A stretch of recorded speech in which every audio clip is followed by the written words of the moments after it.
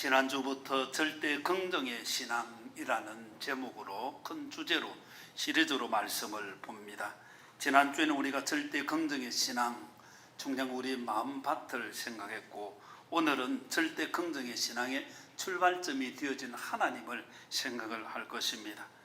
여러분, 주보와 함께 절대 긍정 지수 체크리스트를 받았을 것입니다.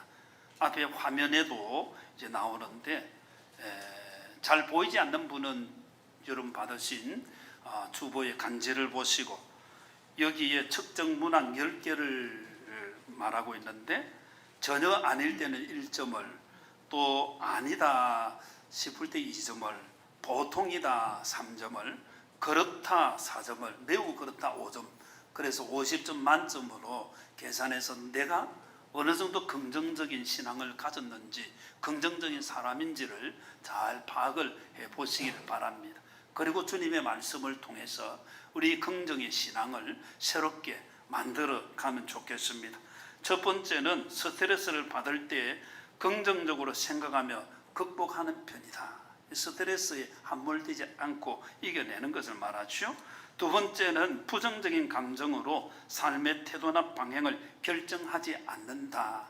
일어나는 일들 가운데 부정적으로 마음 신경 쓰이는 건 늘 거기에 함몰되면 문제가 되죠. 그러나 그렇게 하지 않는다는 것은 아주 좋은 태도라고 볼 수 있죠. 세 번째는 고난과 역경을 경험해도 거기서 교훈을 얻고 다시 일어난다. 네 번째는 평소에 긍정의 힘을 믿고 많이 의식하는 편이다. 다섯 번째는 남은 인생과 미래에 대해 큰 기대감을 가지고 있다. 여섯 번째는 환경이나 사람들을 바라볼 때 어두운 면보다는 밝은 면을 더 보기 위해 노력하는 편이다. 일곱 번째는 내가 잘 되는 모습이나 성공하는 모습을 시각하며 바라본다. 이건 꿈을 꾸며 그렇게 그려본다는 것입니다. 우리 지난번에 수련회를 마치고 우리 학생들 가운데 거울을 보면서 나는 너무 잘생겼다, 이렇게 멋있다고 그렇게 말하는 학생이 있는가 하면, 자기 얼굴 보고 나는 못생겼어 이렇게 말하는 학생이 있더라고요. 이 자신의 모습을 어떻게 보느냐는 거죠. 여덟 번째는 내 주위에 부정적인 말을 하는 사람보다 긍정적인 말을 하는 사람이 모여드는 편이다. 내가 어떤 사람인가를 보여주는 거죠. 내가 부정적인 말을 하는 사람은 부정적으로 안 좋다, 그럴 항상 불평, 원망, 이런 사람이 모여들면 내 존재가 그렇다는 거예요. 그러나 내가 원망보다 긍정적으로 신앙적으로 말하면 그런 사람이 또 모여들어요. 내가 어느 분인가를 스스로 보는 거죠. 아홉 번째는 무엇인가를 시작하기 전에 실패할 것 같다고 절대로 생각하지 않는다. 일을 할 때 이거 안 될 건데 그렇게 생각하지 않고 성공할 거로 바라보는 거죠. 열 번째는 내 안에 사랑과 긍정의 에너지가 많은 편이다. 내가 그래도 사랑을 많이 베풀고 긍정적으로 생각한다. 그럼 점수를 쭉 한번 보십시오. 설교를 들으면서 자신의 모습도 보고 긍정적인 신앙을 어떻게 세워갈 것인가 만들어 간다고 볼 수 있어요. 처음은 1점인데 나중에는 5점이 되면 그 사람은 신앙적으로 많이 변화되었다, 그렇게 볼 수가 있죠. 오늘 이 자리에 나와 예배를 드리는 우리 모든 성도들이 절대 긍정의 신앙으로 하나님의 은혜를 풍성하게 누리게 되시기를 주님의 이름으로 축복합니다. 지난주 우리가 생각했던 것, 절대 긍정의 신앙 첫 번째 마음이죠.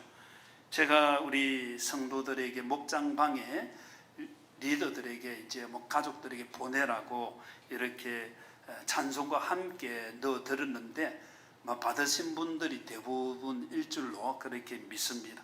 혹 받지 못한 분이 있으면 나도 받고 싶다고 목장 리더, 부리더에게 이야기를 하십시오.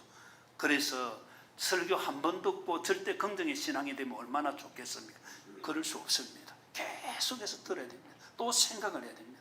그래서 지난주 생각한 것, 절대 긍정의 신앙을 가지려면 우리의 마음밭이 중요하죠.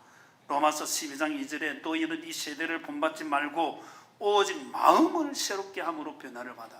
마음을 새롭게 함으로 변화를 받아. 마음을 새롭게 하고 변화받아야 할 줄로 믿습니다. 하나님의 선하시고 기뻐하시고 온전하신 뜻, 그걸 분별해 가는 것이 긍정적인 신앙으로 바뀌어진 증거라고 볼 수 있죠. 우리가 생각했던 마태복음 13장 예수님께서 말씀한 씨 뿌리는 비유의 그 네 가지 밭 가운데 첫 번째는 무슨 밭이었습니까? 길가 밭. 생각나시죠? 앞에 보면 막 이렇게 흔드니까 제가 정신이 없어요. 생각나시죠? 네. 길가밭은 13장 19절에 보면 아무나 천국 말씀을 듣고 깨닫지 못할 때는 누가 옵니까? 누가 옵니까? 친구가 오는 게 아니에요. 악한 자, 사탄, 마귀, 귀신의 장난이 있는 거예요. 그래서 그 마음에 뿌려진 것, 하나님의 말씀, 천국 말씀을 빼앗아가기 때문에 말씀을 통해 열매를 맺지 못하는 거예요. 이게 길가에 뿌려진 자의 모습입니다. 굳은 마음, 길가밭. 우리 마음을 굳게 하는 사탄의 공격은 늘 있습니다. 사건을 통해서, 사람을 통해서 주일 예배를 잘 드리고 왔는데 또 다른 일로, 다른 사람으로 인해서 마음이 굳어버리는, 성령 하나님 역사하심으로 에스겔서 36장 26절에 하나님께서 새 영을 주시고 굳은 마음을 부드럽게 해주시는 은혜 누리게 되기를 주님의 이름으로 축복합니다. 그래서 주님의 말씀이 들어올 때에 그 말씀 진리입니다, 아멘하고 반응하는 사람은 많이 부드러워진 거예요. 입이 꼭 닫혀 있는 사람은 아직 개간을 많이 해야 됩니다. 부드러운 마음 주시는 하나님의 은혜 누리시기를 주님의 이름으로 축복합니다. 두 번째 밭은 돌밭이었죠. 마태복음 13장 20절에 돌밭에 부러졌다는 것은 말씀을 듣고 즉시 기쁨으로 받되 그 속에 뭐가 없습니까? 뿌리가 없는, 말씀에 뿌리가 없는 거예요. 겉으로는 허허 좋네 하는데 뿌리가 없으니까 환난이나 박해가 일어날 때 넘어지는 거예요. 그래서 우리가 우리의 신앙을 절대 긍정의 신앙이 되려면 믿음의 뿌리 내리기 힘을 써야 됩니다. 그래서 돌밭 같은 그 환경에 환난을 또 박해를 피해 가버리면 늘 그 상황에서 또 넘어지는 거예요. 그걸 이겨내야 됩니다. 견디며 승리하도록 예수님을 의지하고 승리하시기를 주님의 이름으로 축복합니다. 세 번째 밭은 무슨 밭이었습니까? 가시떨기 밭, 가시밭이라고 볼 수 있는데 마태복음 13장 22절 같이 읽습니다. 시작. 가시떨기에 뿌려졌다는 것은 말씀을 들으나 세상의 염려와 재물의 유혹에 말씀이 막혀 결실하지 못하는 자요. 아멘. 가시떨기는 무엇을 말하느냐? 세상의 염려를 말합니다. 재물의 유혹을 말합니다. 세상의 염려는 우리 하나님께 맡겨야 될 줄로 믿습니다. 재물의 유혹이 올 때에 그걸 물리쳐야 합니다. 재물의 유혹, 주님을 의지해야지 재물을 따라가면 결국은 다 망하게 되는 것입니다. 그래서 우리 모든 성도들이 염려는 주님께 맡기고 재물의 유혹은 주님을 의지해 물리치고 열매 맺는 그리스도인 되기를 주님의 이름으로 축복합니다. 이렇게 굳은 마음, 길가밭, 또 돌밭, 가시떨기 밭을 계속해서 새롭게 좋은 땅이 되도록 해야 됩니다. 좋은 땅이 되어질 때 13장 마태복음 13장 23절에 좋은 땅에 부러졌다는 것은 말씀을 듣고 뭐하는 자입니까? 깨닫는 자라는 거예요. 말씀을 신앙적으로 받아들인 것을 말합니다. 깨닫는데 비판적으로 깨닫고 부분적으로 불평 원망으로 깨닫는, 이거는 신앙이 아닙니다. 하나님의 말씀을 들었는데 은혜로 오고 그게 나에게 믿음이 되어야지, 말씀을 듣고 깨닫긴 깨달았는데 비판의 시각이 많아졌다, 하나님의 은혜를 놓치는 것입니다. 깨닫는다 하는 것은 그걸 듣고 알게 되어지고 그리고는 그 말씀으로 살아가는 단계를 말하는 거예요. 그래서 우리 모든 성도들이 하나님의 말씀을 듣고 깨닫고 결실해서 100배, 60배, 30배 열매를 다 맺게 되기를 주님의 이름으로 축복합니다. 제가 고등학교 다닐 때에 국민윤리 선생님 2학년 때에 선생님이 자신을 소개를 하는데 우리 학생들에게 명함을 하나씩 나누어 주는 거예요. 학생들에게 명함을 나눠도 얼마나 명함을 많이 준비했을까 그런 생각도 했는데, 이 선생님이 자기 소개하는 명함 안에다가 뭘 넣는가 하면 그 당시 6대인가 7대 국회의원에 출마를 했는데 떨어진 것을 기록을 해요. 몇 대 국회의원 출마 낙선. 그래서 제가 그걸 보면서 뭐 은퇴했다는 것도 아니고 떨어진 것을 왜 기록을 했을까? 참 선생님 특이하다 그런 생각을 했습니다. 여러분 에이브람 링컨 아시죠? 미국의 16대 대통령. 그의 인생을 보면 그 사람만큼 많이 실패하고 그 사람만큼 선거에 많이 패배한 사람이 드물다 할 정도입니다. 그는 9살 때 어머니가 세상을 떠나고 어머니 밑에서 그래도 신앙의 어머니를 만나 참 감사한 일이죠. 그가 22살 때에 사업에 실패를 합니다. 그리고는 주의원 선거에 23살에 도전했는데 떨어집니다. 다시 사업을 시작하는데 24살에 사업에 실패를 합니다. 그리고 다시 주의원에 시작하게 되어지는데 26살에 자신의 사랑하는 여인이 세상을 떠나게 되어집니다. 얼마나 충격인지 신경쇠약에 걸리게 되어집니다. 정신적으로 너무 고통을 많이 받았습니다. 그리고 29세에 의회 의장직에 도전했는데 떨어졌고 31세에 대통령 선거위원을 뽑는데 나갔다가 떨어졌고 그리고 34세에 하원 선거에 나갔다가 떨어졌고 37세에 하원 당선되어졌는데 다시 2년 뒤에는 또 떨어졌습니다. 45세에 상원 의원에 나갔다가 떨어졌고 47세에 부통령에 나갔다가 떨어졌고 49세에 상원 의원에 나갔다가 떨어졌고 계속 붙은 거는 별로 없고 떨어졌고 그리고 51세에 미국의 16대 대통령이 되어졌습니다. 링컨의 그 자서전에 보면 그는 이렇게 기록을 합니다. 자신이 떨어질 때마다 사탄 마귀가 찾아와서 너는 끝났어 계속해서 그걸 속삭이는 거예요.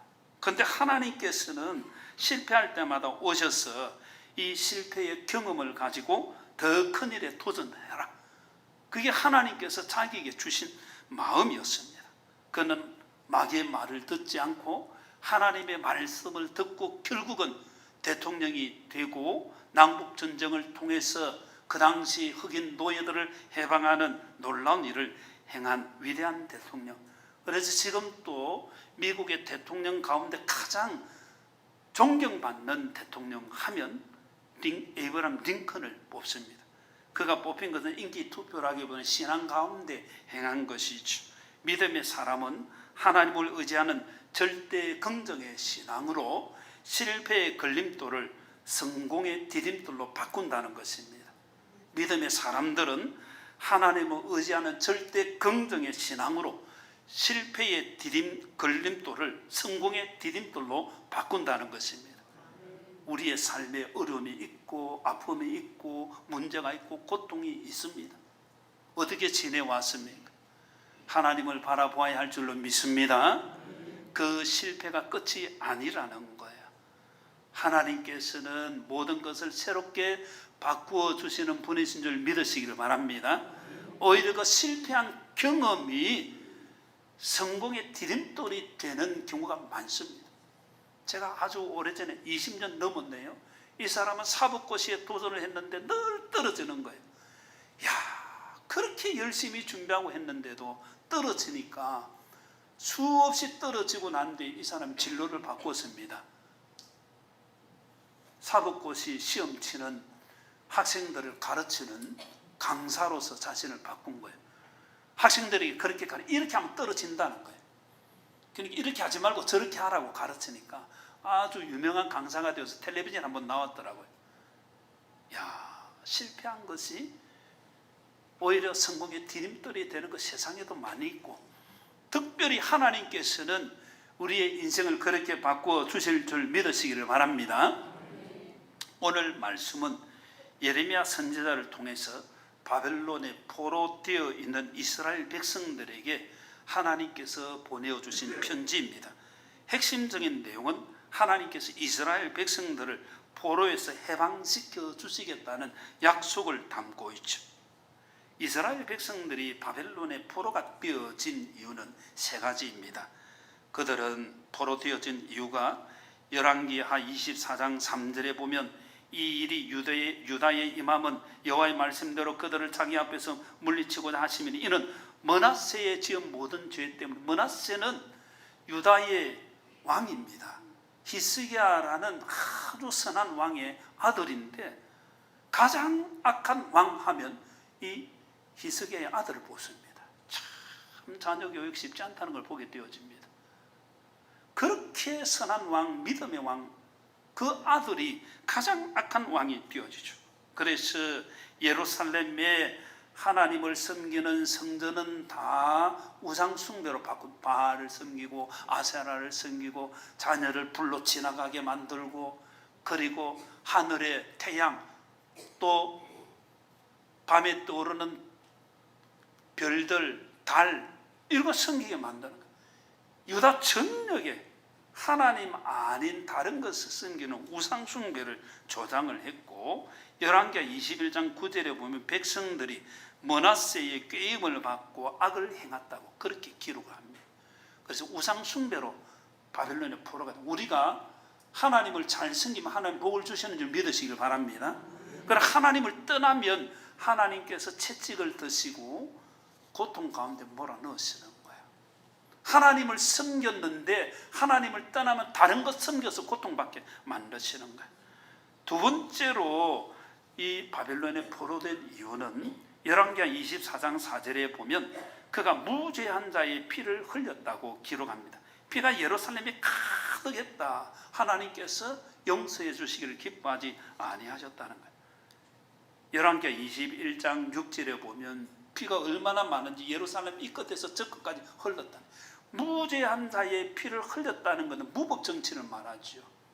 자기 마음에 들면 오케이인데 마음에 들지 않으면 잘못되었다. 공의와 정의가 없는 거예요. 참 요즘 우리나라를 보면 야, 공의가 서고 정의가 서야 되는데 큰 소리 치면 무조건 이기는 거 참 안타까운 거죠.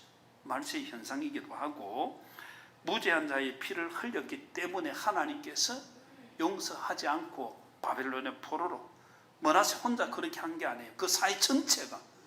그래서 우리는 공의와 정의를 세워야 될 줄로 믿습니다.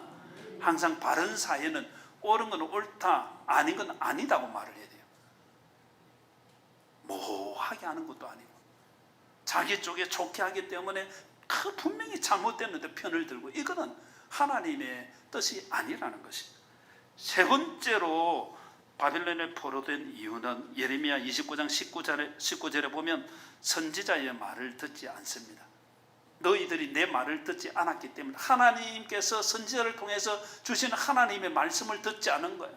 내가 내 종 선지자들 너희들에게 꾸준히 보내었으나 너희는 그들의 말을 듣지 않았느니라. 여호와의 말씀이니라. 그래서 바벨론에 포로되어서 고통을 당하는 거예요. 70년의 세월이 흘러가고 나면 하나님께서 회복시켜 주시겠다 약속하시는 편지가 예레미야 선지자를 통해서 바벨론에 포로된 이스라엘 백성들에게 보내시는 거죠. 예레미야 29장 14절에 보면 이것은 여호와의 말씀이니라. 나는 너희들을 만날 것이며 너희를 포로된 중에서 다시 돌아오게 하되, 너희를 포로된 중에서 다시 돌아오게 하되 내가 쫓아보냈던 나라들과 모든 곳에서 모아 사로잡혀 떠났던 그곳으로 돌아오게 하리라. 이것은 여호와의 말씀이니라. 역사를 보면 이스라엘 백성들, 유다 백성들이 나라가 망하고 난 뒤에 야, 우리 독립해야 되겠다, 고국으로 돌아가야 된다, 노력한 거 하나도 없습니다. 하나님께서 은혜로 주신 거죠. 하나님의 언약으로. 오늘이 우리 한국교회 대부분의 교회에서 광복 기념주일로 지키는 날입니다. 78주년 45년 8.15, 이제 2023년 8.15 며칠 앞두고 13일 오늘 우리 부산교회 총연합에서 영락교회에서 오후에 또 광복 기념 예배를 드립니다. 우리나라의 광복을 돌아보면 우리가 일제압제 하에서 우리가 어떻게 독립을 해, 독립운동도 많이 했지만 우리 힘으로 된 게 아니에요. 하나님께서 여러 나라를 통해서 우리나라를, 특별히 미국을 통해서 우리나라에 참 광복의 기쁨이 얼마나 큰지 몰라요. 제가 잊지 못하는 것은 지금 또 저희 선생님께서 광복 20주년이라는 그 당시에 그 책을 사서 저보고도, 제가 그때 고등학생 때인데 다 읽으라는 거예요. 광복이 얼마나 중요한지 모른다. 연세 드신 분들은 광복의 기쁨을 노래하죠. 이 광복의 배후에 하나님의 은혜가 있는 줄 믿으시기를 바랍니다. 우리나라에 하나님의 은혜가 있다니까요. 이 은혜를 자꾸 이 세상 무신론자들, 공산사회주의자들 이걸 자꾸 없애버립니다. 하나님의 은혜를 생각하지 못하도록. 그러나 우리 성도들, 우리 자녀들에게 하나님의 은혜를 바르게 가르쳐야 할 줄로 믿습니다.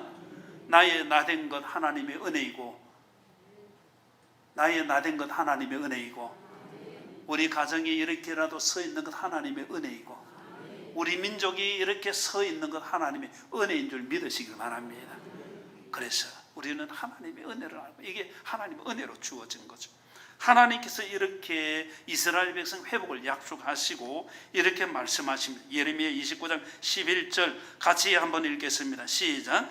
여호와의 말씀이니라. 너희를 향한 나의 생각을 내가 아나니 평안이요 재앙이 아니니라. 너희에게 미래와 희망을 주는 것이니라. 아멘. 이 편지가 유다 백성들에게 들려졌을 때에 그렇구나 이런 생각이 들었겠습니까? 자신들은 지금 바벨론에 포로된 상황입니다. 어떤 면에서 재앙 가운데 있는데 내가 정말 생각하는 너희에게 재앙을 주는 것이 아니라 평안을 주는 것이다. 여러분, 하나님의 본 마음을 알아야 될 줄 믿습니다. 자녀들은 부모의 본 마음을 알아야 돼요. 부모가 자녀를 미워서 매를 댑니까? 왜 매를 때립니까? 잘 되라고. 그 본 마음을 알 때 자녀는 효자가 되고 효녀가 되는 거예요. 효도하게 되는 거예요. 그래서 우리 모든 성도들의 자녀 손들을 이게 내 본 마음이다 밝혀줘야 됩니다. 배를 때리는 걸 끝나면 안 되고, 같이 아파하며 눈물 흘리는 자녀들 매를 띄었으면 같이 눈물을 흘리며 회복되기를 원하는 그 마음을 보여주는 그것, 이게 하나님 아버지의 마음인 거예요. 하나님께서 재앙 가운데 있는 이스라엘 백성, 유다 백성들은 잘 됐다, 오직 꽃이다, 참기름 냄새 난다, 그렇게 하지 않았습니다. 오히려 하나님께서 아파하시며 내가 본 마음은 이것이다. 하나님은 우리에게 재앙이 아니라 평안을 주시는 하나님이신 줄 믿으시기를 바랍니다. 그리고 하나님께서 계획하신 것은 미래와 희망을 주는 것이다. 상황은 절망인데 하나님께서는 지금 긍정을 말씀하시는 거예요. 하나님 절대 긍정의 하나님이신 줄 믿으시기를 바랍니다. 그래서 성경을 보면 이스라엘 백성들의 모든 삶에 백성이 한 게 아니에요. 하나님이 그냥 주시는 거예요. 약속의 땅 들어가는 그것, 그들이 짓지 아니하는 성에, 짓지 않은 집에, 그들이 심지 않은 포도나무, 감람나무 다 하나님 그냥 주신 거잖아요. 하늘의 아름다운 보고를 열어주시는 분 여호와 하나님이신 줄 믿으시길 바랍니다. 그래서 우리의 신앙은 하나님께서 우리의 부정, 우리의 잘못을 보시고 그냥 그대로 망하라고 버려두시는 것이 아니라 다시 회복시키시고 세워주시는 하나님의 긍정을, 절대 긍정의 하나님을 믿으시기를 주님의 이름으로 축복합니다. 우리 성도들뿐만 아니라 모든 인생에 절대 긍정의 하나님의 최대의 사건, 그게 뭘까? 절대 긍정의 하나님이심을 보여주는 사건, 뭐라고 생각합니까? 야, 하나님 내가 좀 못했는데 복을 주셨네, 이겁니까? 성경을 보면 로마서 5장 8절 우리 같이 한번 읽겠습니다. 시작. 우리가 아직 죄인 되었을 때에 그리스도께서 우리를 위하여 죽으심으로 하나님께서 우리에 대한 자기의 사랑을 확정하셨느니라. 아멘. 하나님의 최대 절대 긍정의 사건은 죄인된 원수된 우리를 위해서 우리를 멸망으로 몰아넣지 아니하시고 오히려 우리의 죄를 대신 대속할 수 있도록 독생자 예수 그리스도를 보내어 주시고 십자가에 못 박아 죽게 하심으로 주님을 믿고 죄 사함 받고 하나님의 나라, 하나님의 백성 되게 하신 이 하나님의 사랑이라는 것. 다시 말씀드립니다. 하나님의 절대 긍정의 최대의 사건은 십자가 사건이라는 것입니다. 믿으십니까? 이게 우리의 심령에 뿌리 내려야 흔들리지 않는 구원을 노래할 수가 있는 거예요. 이단이 얼마나 많이 설치는지 어제도 어디 갔다가 지나오면서 보니까 이 문현동 여기 곳곳에 진을 치고 있대요. 이번에는 우리 교회 쪽으로 조금 올라와서 하더만 국민은행 그 조금 위쪽 공간이 안 있습니까? 야, 돌아다니면서 신천지가 얼마나 미혹을 하는지 우리는 더 많이 전도해야 될 줄 믿습니다. 죽어가는 영혼을 살리는 데 있어서 하나님의 최대의 절대 긍정의 사건, 나 같은 죄인을 위해 독생자 예수 그리스도를 보내어 주시고 나의 죄를 사해 주신 이 은혜, 여기서 출발하는 거예요. 우리가 하나님의 절대 긍정을 믿을 때에 여기서 출발하는 거예요. 십자가 사건에서 출발하는 거예요. 오늘 이 자리에 나와 경배드리는 우리 모든 성도들 한 사람도 빠짐없이 하나님의 절대 긍정의 최대의 사건인 십자가의 은혜를 온전히 누려 죄 사함 받고 하나님의 백성으로 은혜와 구원과 복을 자랑하고 찬양하며 영광 돌리게 되시기를 주님의 이름으로 축원합니다. 하나님의 이 절대 긍정의 사건을 받은 성도는 믿음의 걸음을 걷기 시작합니다. 히브리서 11장 6절 우리 같이 한번 읽겠습니다. 시작. 믿음이 없이는 하나님을 기쁘시게 하지 못하나니 하나님께 나아가는 자는 반드시 그가 계신 것과 아멘. 하나님께 나아가는 자는 무엇을 믿어야 합니까? 하나님께서 반드시 계신다는 것, 하나님 살아계심을 믿으시기를 바랍니다. 살아계신 하나님, 우리 옆 사람에게 하나님은 살아계십니다. 그리고 두 번째는 그가 자기를 찾는 자들에게 뭘 주십니까? 찾는 자들에게 상 주신다. 이거는 응답하신다. 하나님 찾는 자들에게 하나님 응답하시고 은혜 주시고 역사하신다 이 말입니다. 하나님 은혜 주시는 줄 믿습니다. 역사하시는 줄 믿으시길 바랍니다. 찾는 자들에게는 하나님께서 이런 역사를 더하시는 거예요. 그래서 우리 성도들의 신앙이 하나님으로부터 출발해서 절대 긍정의 신앙으로 자꾸 바뀌게. 이전에는 아이고 안 된다 했는데 주님을 만나고 하니 되네. 한번 따라하면 되네. 이게 신앙의 고백이 되는 거예요. 그래서 여러분들의 삶의 문제가 무엇입니까? 어려움이 무엇입니까? 여러분을 힘들게 하는 요소가 무엇입니까? 하나님을 찾아야 될 줄로 믿습니다. 하나님께서 찾는 자들에게 상 주시는 거예요.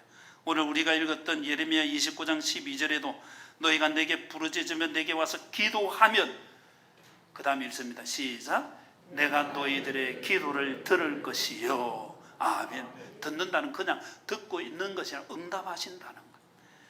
29장 13절 읽습니다. 시작. 너희가 온 마음으로 나를 구하면 나를 찾을 것이요 나를 만나리라.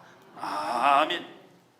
하나님께서는 하나님의 백성들에게 이런 절대 긍정의 은혜, 역사를 더하시는 줄 믿습니다. 그러나 하나님의 백성이 아닌 대적자들에게는 하나님 심판하시는 거예요. 이사야 41장 11절에 보면 이스라엘, 유다를 고통스럽게 만들었던 그 자들에 대해서 보라, 내게 노하던 자들이 수치와 욕을 당할 것이요 너와 다투는 자들이 아무것도 아닌 것 같이 될 것이며 멸망할 것이라. 하나님의 백성을 힘들게 만드는 모든 대적들은 하나님께서 수치와 욕을 당하고 아무것도 아닌 것처럼 하나님 만들어 버리시네. 12절에 보면 그런 자들을 내가 찾아도 너와 싸우던 자들을 만나지 못할 것이. 왜 만나지 못합니까? 나와 싸웠는데 왜 만나지 못합니까? 너를 치는 자들은 아무것도 아닌 것 같고 허무한 것이 되리니 하나님께서 다 없애버리시니까. 대적자들은 하나님께서 정리해 주신 줄 믿으시기를 바랍니다. 그래서 우리는 하나님만 의지하는 거예요. 하나님만 의지하는 하나님의 백성들에게는 이사야 41장 10절에 같이 읽습니다. 시작. 두려워하지 말라, 내가 너와 함께 하니라. 놀라지 말라, 나는 내 하나님이 됨이라. 내가 너를 굳세게 하리라. 참으로 너를 도와주리라. 참으로 나의 의로운 오른손으로 너를 붙들리라. 아멘. 하나님, 살아계신 하나님, 우리를 도와주시고 붙들어 주시는 줄 믿으시기를 바랍니다. 그러나 하나님을 대적하는 세력, 주의 백성들을 넘어뜨리는 사탄의 세력, 하나님께서 아무것도 아닌 것 허망하게 멸망하게 다 제거하시는 거예요. 하나님 편에 서 있어야 할 줄로 믿습니다. 성경을 보면 이 절대 긍정의 하나님을 만난 인물들이 참 많이 있습니다. 그 대표적인 인물 가운데 한 사람이 요셉입니다. 창세기 50장 20절, 당신들은 나를 해하려 하였으나, 당신이 누굽니까? 자기의 형들 아닙니까? 그렇죠. 요셉 꿈꾸는 자 온다, 그를 죽여버려야 되겠다. 그런데 팔아버리죠. 그 꿈이 어떻게 될까? 하나님께서 다 바꾸어 주시는 거예요. 여기 요셉의 표현이 나를 해하려 하였으나, 그 다음 읽습니다. 하나님은 시작. 하나님은 그것을 선으로 바꾸사 오늘과 같이 많은 백성의 생명을 구원하게 하시려 하셨나니. 아멘. 하나님께서 이런 은혜 주심을 믿으시기를 바랍니다. 그래서 우리도 하나님을 바라보는 거예요. 나를 힘들게 만들고 고통스럽게 만들고 두고 보자. 요셉이 그런 마음 가졌으면 아마 성경에 기록되지 않았을 거예요. 형들, 내가 그렇게 심부름 많이 했는데 두고 보자, 이를 부덕부덕 갈고 있었으면 성경에 요셉은 없었을 거예요. 그러나 그는 하나님을 바라본 줄 믿으시길 바랍니다. 그 모든 상황 배후에 역사하신 하나님을 그가 바라본, 절대 긍정의 하나님을 바라보았기 때문에 그의 삶을 하나님 선으로 바꾸시고 생명 구원의 역사를 위해 하나님 사용하셨다는 거예요. 이 말씀을 마음에 담고 우리 성도들이 돌아가셔서 욥의 일대기, 욥기도 쭉 읽어보십시오. 다 읽기 힘들면 욥기 1장 2장 읽고, 그리고 욥기 마지막 42장 꼭 읽어보십시오. 욥의 인생, 자녀들이 다 죽었습니다. 사업이 다 망하고 사라졌습니다. 그래도 주신 자는 여호와시요 취하신 자도 여호와시니 여호와 하나님 찬송을 받으소서. 하나님께서 마지막에 갑절로 복을 주셨죠. 절대 긍정의 하나님을 의지하여서 우리의 신앙을 새롭게 바꾸고 하나님께서 역사하시는 은혜를 누려서 믿음으로 승리하는 우리 모두가 되시기를 주님의 이름으로 축복합니다.